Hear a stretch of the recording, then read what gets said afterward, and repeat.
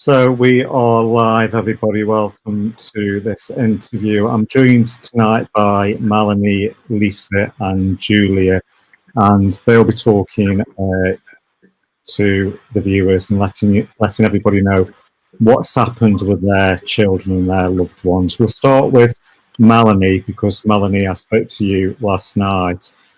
Melanie, just tell the viewers on YouTube, Periscope, Twitter, LinkedIn, and Facebook what's been happening and what happened to your son. Well, my name's Melanie. I'm mum to Matthew. Matthew died when he was 20 years old. Matthew had been taken into a psychiatric ward, supposedly for his own safety, and it turned out it was the most unsafe place my son could have been. This was 8 years ago, and since that time I've been fighting for answers as to how he managed to die the way that he did, why he died, and it's just been one hell of a journey. On that journey, I've obviously been through the inquest procedure, which I don't know how it even concluded, to be honest, because staff that were involved in my son's care weren't called. Staff had fled the country. The doctors involved in my son's care weren't there. I then, from the inquest, I then went through the Parliamentary Health Service Ombudsman complaints procedure. That took 4.5 years, and a report has come out from that. And there's just been a mess. There's been falsification of documents. Is the music playing? That's jolly.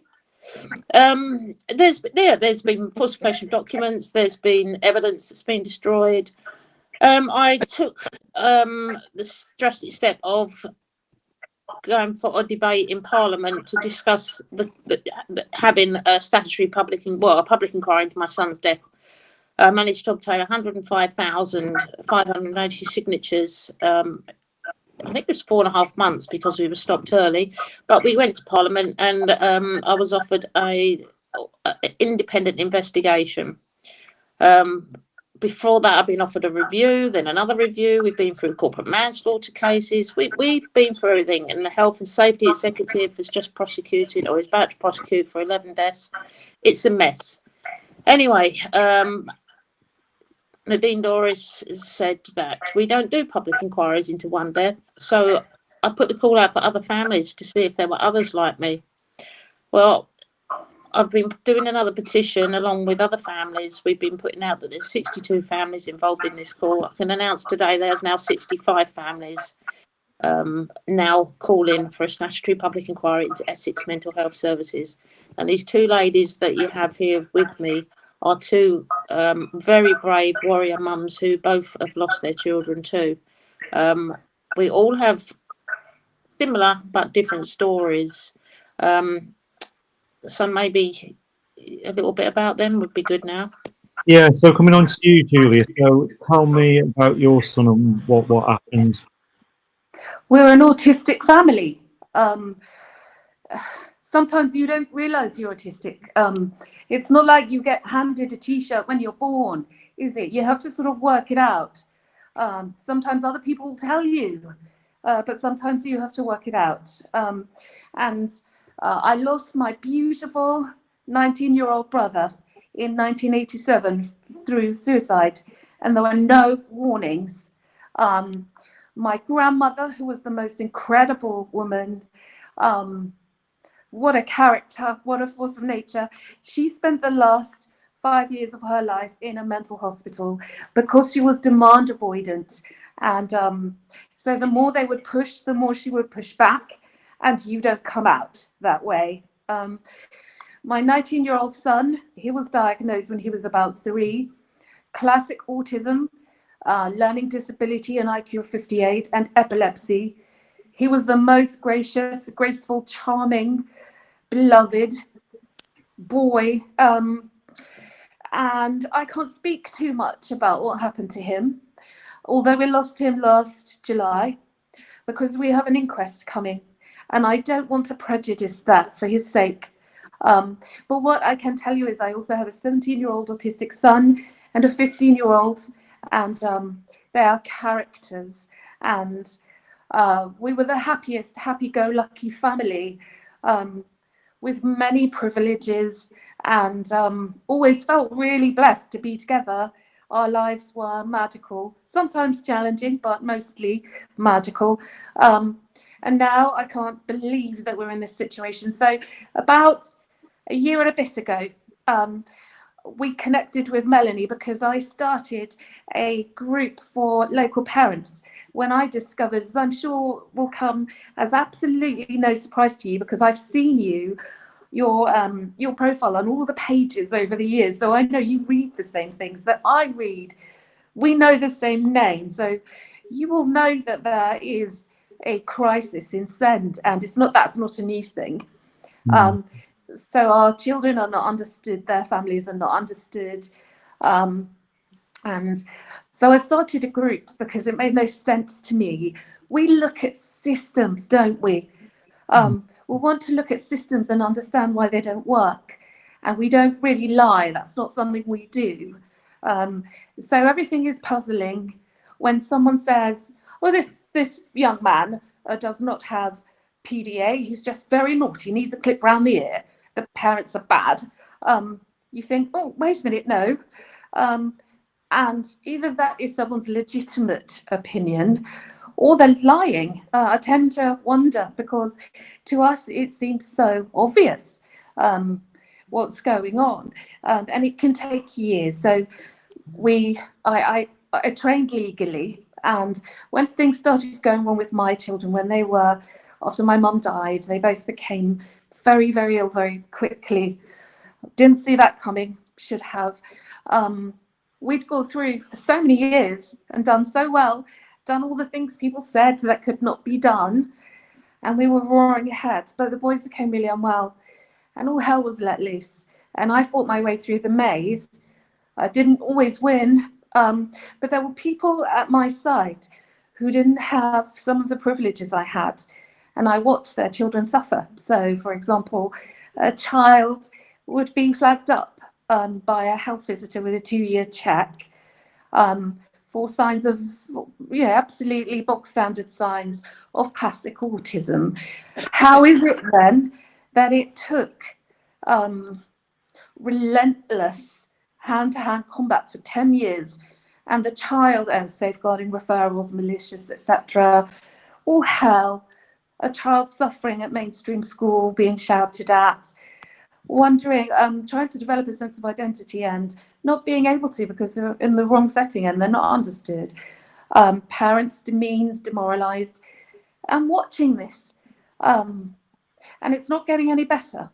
And that child at the age of 12 will have a massive nervous breakdown and be out of school. Then a few years more of fun will happen, where no education will be offered, no basic healthcare, no social services, and if the parent tries to connect with any of those, malicious safeguarding reports will be made about the quality of her parenting. We know what's happening. There is unmet need. The terror for me, and I was shaking before I went live today, because I wondered how I could speak. Every day, parents contact me to tell me their children are very desperately, seriously ill, little children. Having lost my son and having connected with Melanie a year before that happened, because I'd lost my brother, I understood how important it was to make progress in this area. What I discovered was, through looking through the list of people who had died, very many were autistics, or had close family members who were autistic, or they had ADHD. So the National Suicide Prevention Strategy came out in 2017, I believe, although I read things very quickly, Kevin, and I get detailed wrong. I call people the wrong name. I always turn up at meetings on the wrong day because detail bores me in that sense. But the strategy says that epileptics face a 5 times higher risk of completing suicide. So they need protection. And there are many, many reasons why they face that risk. It's very serious. Autistics, their risk of suicide completion is ninefold. So you must, when you are assessing risk, you must take this very, very seriously. It's not happening. The modes of treatment don't suit neurotypical people, let alone our autistics. So we are the canaries in the mine most of the time when things are going wrong. But the trouble is, we will die quickly, very quickly. So we need to make sure everything is perfect and right. These people deserve no less. And it horrifies and it makes me feel physically sick to know that we are treating suicide as a lifestyle choice. We are saying, oh, he's an adult, he has capacity, he has the right to make poor choices. No, he's acutely mentally ill and he is going to die unless we safeguard him, and we are supposed to be professional and responsible. I'll hand over in a minute. Once I get the mic, I never stop. But so sorry. But I want to say that more than anything, I feel incredibly emotional that it seems to me the field of mental health is one which is highly populated by autistic patients, and our autistic children are failed in their childhoods. They are delivered up. Yes, some people are not, but I find so many families contact me with broken children. It disgusts me. And this is all happening openly. And then they are delivered, smashed and broken into the adult mental health system, which rapidly euthanizes them. So, yes, there are a multiplicity of reasons why we need this statutory public inquiry. From my point of view, obviously I care about every sector of the community, but the fact that there are no basic human rights for our SEN and autistic people, it's too much to bear. Thanks for sharing that with us, Julia, what do you think's wrong with the mental health system, and what do you think's wrong with autism treatment units? Can you just put that in a 2-minute nutshell? What do you think, what's wrong with the system? I'm so glad that you asked me, Kevin, because all around the country, experts are speaking. Experts who do not have SEN. Well, there's some brilliant SEN people. Sorry, SEN people, if you're listening. There's some brilliant ones. But in the main, that they don't get their voices heard. And it is certain experts who are experts by profession rather than experts by lived experience. And we must be working together. So that has to happen. It's about, do you really want these people to survive? Is it convenient to let them die? If so, the system we have is absolutely bloody brilliant, because you will dispatch them all very rapidly in the main. Job done. So we have to start again. We start again with children. We make sure that they are assessed and diagnosed. No more 10-year waiting lists for autism assessments. We regulate school bullying. We do all of those things. We have real empathy. We get the systems right. No corruption. People who are intelligent and ethical must return to this gold rush medieval industry. I have, if you go for an assessment with your child, and it's school refusing, and I know you'll be familiar with that kind of profile, demand avoidant, PDA.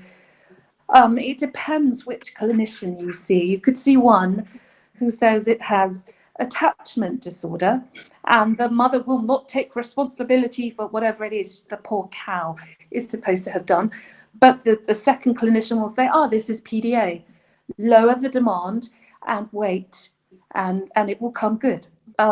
So there are people with Victorian, mostly medieval, but at best Victorian, discredited pseudo quackery training coming near all of our people, neurotypical and and are autistics and SEND people. So we need to sweep away that layer. We need to look at neuroscience and science, and patients need to be heard. Absolutely everything needs to change, everything. There isn't anything, from the quality of the food that they are served, because the brain becomes damaged. Mental illness is a physical thing too. Your brain becomes inflamed, it needs to recover. Careful nutrition, sunshine coming in, as Melanie says, activities on the wards, real empathy, real treatment. People who are acutely ill are getting, at best, 1 hour a week with mostly people who are really not up to the job. And so many, and they are not valued. I suppose the core thing is, if we start from a point of not obsessively, the very, very most, these are our most valuable people. So if we start with the principle that these are the most precious people in the world, I think from that start, everything then flows from there. Not only do people heal, but people become who they are supposed to be. Why aren't we trying? We're not trying, and my worry is because it's our autistics in the main going through these systems, and the best way to euthanize them rapidly and quietly is to keep things as they are. Well, really, thank you for talking so passionately and openly about what you've just said. Very strong words, and thanks for sharing, your story. And I'm so sorry for your loss. Let me just come to Lisa now. Lisa, sorry we can't see you on video at the moment, but Lisa, just tell us a little bit about yourself and what happened with your child. Hello. Yeah, my son Ben, he was just 20 years old. He was admitted into the Linden Centre, Chelmsford, Essex, on the 8th of December 2008, and he lost his life 20 days later. He'd just been diagnosed with ADHD.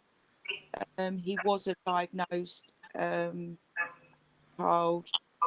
They failed to diagnose him, brush him off as a naughty child, and it was family problem. So while he was in there, he was restrained nearly every other day. Most restraints are written in his records. He was restrained this day. I heard all of that restraint, and Ben was begging staff to tell him why was they doing that to him, what had he done wrong. One of the nurses' reply was, know what you've done with Ben. I telephoned the ward from another phone to tell them I could hear what they was doing to my son. They obviously sent a member of staff into his room to switch the phone off. 3 days later, an investigation was opened Christmas Day then into what that was place, but that died with Ben 3 days later. And the statements that came after he died, the reason for that restraint is because he'd kicked the skirting board and swore at a member of staff earlier that day. So there was a member of staff who tried to speak out, tried to say it was wrong, and tried to say it was pure assault. 8 to 10 members of staff on one person for doing nothing wrong. It isn't restraint, it's assault. Her evidence was turned away at the inquest, and it seemed all those that were prepared to lie were let in. There's been massive cover-ups with Ben's death. I felt to see how he could take his life off of a little wardrobe handle just held with 2 blobs of glue. I've put this to all those in authority. I've show a copy of Ben's post-mortem report that doesn't register any of his injuries. It also doesn't even log the fact that he had 3 tattoos. There's a little box on the post-mortem report that asks for injuries, tattoos, birthmarks. There's nothing in that box, and Ben had a lot of injury to his neck and 3 tattoos that aren't even in his post-mortem. But you put this to the police, the coroner, it just all sails through. No one wants to know. So sorry to hear, Lisa, about your story. You know, there's so many people up and down the country who are going through the same situation or scenario, or you know, parents who don't actually come forward. So, what are you calling for, Melanie? Now, I know you're calling for the what we've been offered is an independent inquiry into the Linden Centre, which is where Lisa's Ben, my son, died, and a number of other patients. Too many. However, out of the 65 families, we have families that have died in different units in the community, and we need all of those included. But we also need we need staff brought in under oath. And this is the whole reason Lisa and I really started this campaign going, because we want the staff brought in. They haven't been questioned by the police. They haven't been questioned at the inquest because they didn't attend. We need them in. So, you know, we've had meetings. Every single family is behind it, and we are rejecting the call for we're rejecting the independent inquiry, and we are still holding for this statutory one. We set up this link last night to make it nice and easy. Just go in and sign petition. That's it. .co.uk to find us. But you know, you've heard a little bit of mine tonight. You've heard a bit of Julia's and Lisa's. There's another 60 odd families, and the stories are horrific. And I got to tell you, like we're having meetings 20 at a time with the families, and literally, we're in tears because you know it's like being in a horror movie when you're hearing what is going on, and it's not just within I know Julia very passionate about the kids, and the kids are growing up and getting into the system, but the system is also older adults, young adults, and dementia patients. The dementia patients are being treated just as badly within the same units. Because it's the same staff that are wandering between the adolescents, the young adults, and into the older people's wards. And unless we have accountability, we will make no change whatsoever. So this is what it's all about. We want to know what happened. We want to then bring those people to account. We want our justice, and in the process, we're forcing change anyway. It's happening, but there needs to be a drastic change. So, Melanie, with the statutory public inquiry, does that have to be channeled through a minister? Does a minister have to put that forward?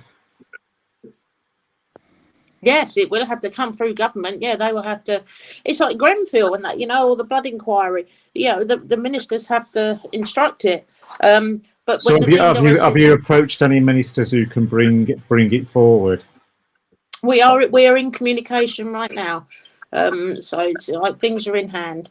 But it's a very long process. And why this wasn't called years ago when it was called for in 2015, I don't know how many have died since. And then what's happening is Essex is happening. Was it 54, 53 other trusts across this nation, and then also the private providers. If we can get one taken a bit sorted out, then that learning could be moved across the country. But delay equals more death at the end of the day. And until we get things moving, an independent inquiry into just one little unit is going to serve what? To shut up a few families. I'm sorry. Like Julia says, Lisa said, I'm saying, loads of other families, we're here for the long haul now. We cannot go away. We have people that need to survive the system, and we've got to work towards making that happen. So I'm just going to read some messages here on social media which have come through on Facebook, Twitter, YouTube, Periscope, LinkedIn. There's quite a few here. Blimey. So I'm just going to read a few of them here. One Facebook user says, "So pleased you're talking about PDA. It's not recognised in many parts of the UK. Families are being failed." A lady, Chanel, says, "Definitely with no tact, trauma training. Diet, how about letting those suffering with ADHD mania to drink full sugar drinks on the ward? We need more understanding how to help people in mental health units. I really believe from experience they do want to help but struggle into knowing how to." Probably agree with that. Males entered female wards' bedrooms more than once during my stay recently, Chanel says. So, just coming back to Julia. Julia, if you could, well, basically to all of you, really, this is a question to all of you. Let's just hope Matt Hancock listens to this. If you could say something directly to Matt Hancock, a 3-sentence paragraph, what would you each say to him? Shall I answer that first? I am part of a large group of people who have to support people in the community as volunteers. And what we're seeing is a holocaust of disabled children. And we watch them go into these hospitals, suffer there, be mistreated. Their parents are not listened to, they are not treated properly. Then they are spewed out into the community with no chance. It is a tragedy. They have no civil rights, and it's an outrage. And whenever we try to speak to anybody about it, the doors immediately slam shut, and that is terrifying. And what do you think the Health Secretary should be doing, Julia?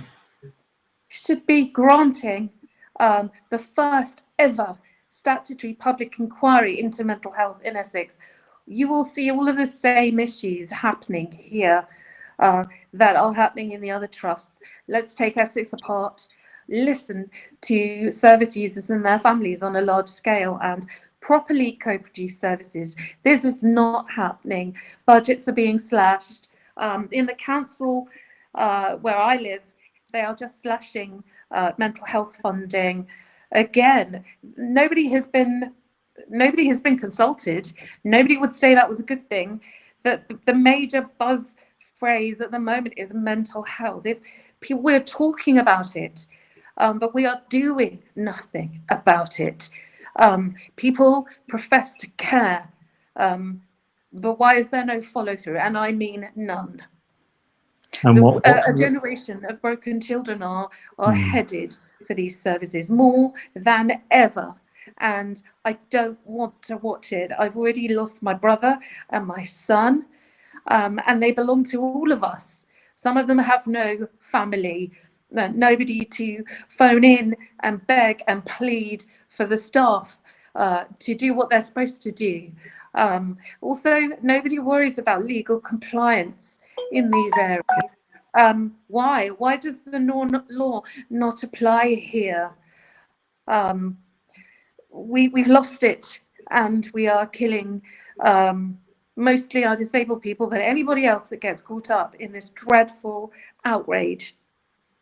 And what would you say, Melanie, if you could speak to the Health Secretary? Well, I have already spoken to him, and no, he didn't give me a feasible response. But let's forget that I had that conversation, and here he is. I'd like to invite him to come spend a week with me, read my emails, listen to my phone calls, speak to the families that I speak to, and just live my life for a week and see whether he would cope with what he is hearing, and whether he could walk away and go to bed at night and think, why haven't I done more? And what would you say, Lisa? What would you say if you could speak to him? I'd say, Matt Hancock, why wouldn't you want to let us have a public inquiry? for the first time in history, really scrutinise what's going wrong in our mental health systems. Let's eliminate all the bad staff. Let's get the good staff in, the good staff back, the good staff that get sacked for speaking out. Matt Hancock, why wouldn't you want to save lives knowing that this is happening up and down our country? Why wouldn't you want to improve the services? Okay, thanks for that. So we've got some more messages coming up here. I live in Essex and we have an excellent support group here. Pat for Autism is a great charity here in Harlow. Well, that's good to hear. But what we're talking about is not out in the community as such. We're talking about inpatient. Well, I am especially inpatient services. When you've got kids stuck in ATUs, they're getting pinned down, injected to shut them up. They're getting abused, and especially by COVID now. I mean, families are gaslit. They can't go in to visit, and now it's even worse. It's like it's a predator's playground now. It's scary, proper scary. But Yeah, that is good to hear. Liz mentions on social media. Thank you to Melanie, Julie, and Lisa for all you're doing while suffering great pain. Yeah, and you know, I ditto that as well. You know, because you know, you three are obviously fighting for something which you feel passionate about, but in the same token, you know, you're grieving and suffering the loss of your children, which you know, which no parent should ever endure or go through. Melanie, just give us the link to that petition again, so where people can sign it. If you can just read it out, the petition link. It's just www.signpetition.co.uk. It's nice and easy. All right, so that's the actual website link. Yeah, I bought the website last night and put the change petition on it. So it's an easy, just put that in Google. If not, go to my page, Melanie Lee, and the link's on there. Yeah, okay, that's brilliant. So somebody says on social media, so pleased you're also talking about ATUs.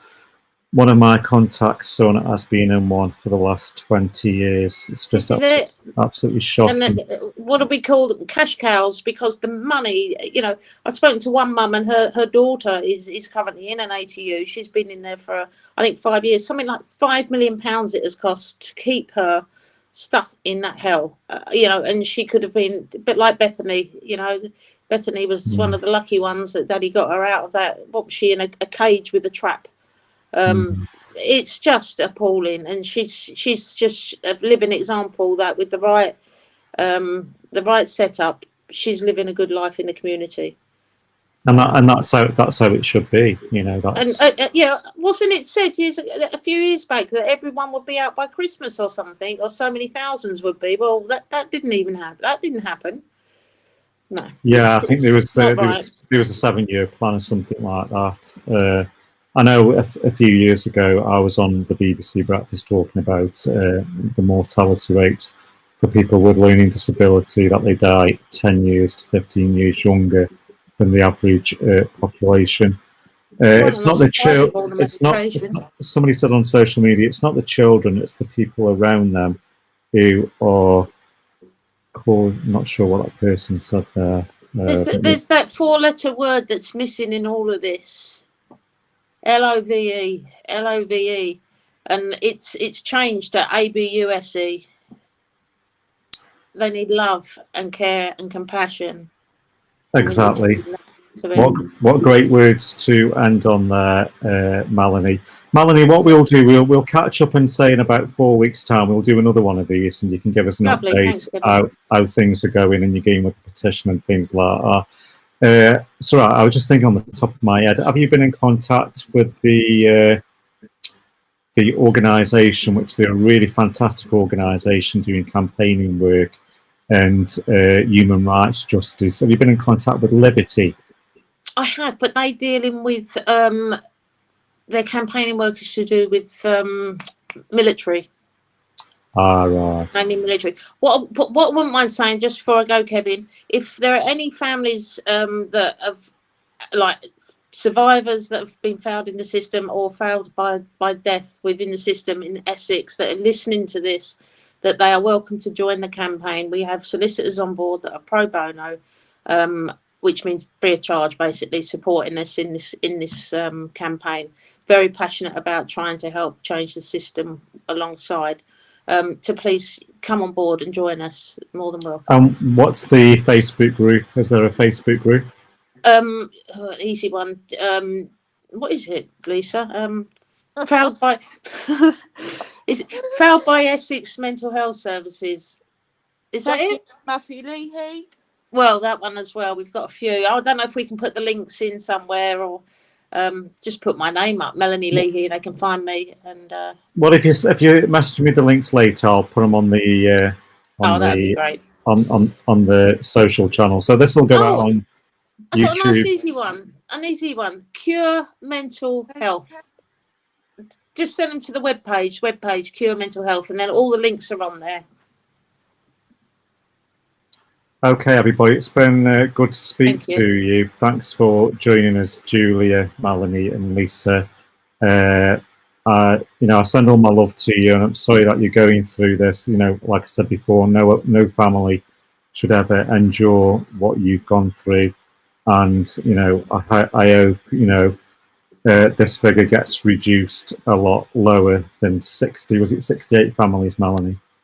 We've just gone up to 65, and before someone's just put, it's not just Essex. We know it's across the country, and we're saying start in Essex and then move the learning on. We can't possibly ask for a public inquiry into the whole country, but we do know it's across the whole country.